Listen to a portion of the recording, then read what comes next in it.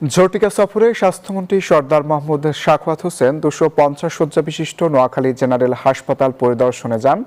পরিদর্শনকালে রোগীদের চিকিৎসা সেবায় নানা অব্যবস্থাপনা ও নিয়মের অভিযোগের প্রমাণ মেলায় তাৎক্ষণিক হাসপাতাল তত্ত্বাবধায়ক ডাক্তার মোহাম্মদ ফরিদ উদ্দিন চৌধুরীকে প্রত্যাহারের নির্দেশ দেন। এ ঘটনার পরপরই দালালদের তোপের মুখে পড়তে হয় স্বাস্থ্যমন্ত্রীকে।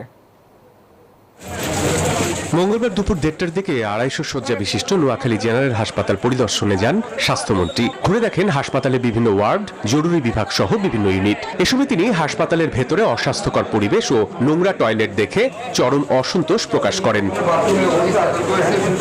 একই সঙ্গে কর্মস্থলে উপস্থিত ছিলেন না অধিকাংশ চিকিৎসক। নির্ধারিত সময়ের অনেক পরে তাদের হাসপাতালে আসতে দেখেন স্বাস্থ্যমন্ত্রী। সার্বিক পরিস্থিতিতে ক্ষুব্ধ স্বাস্থ্যমন্ত্রী তাৎক্ষণিক হাসপাতালের তত্ত্বাবধায়ককে প্রত্যাহারের নির্দেশ দেন।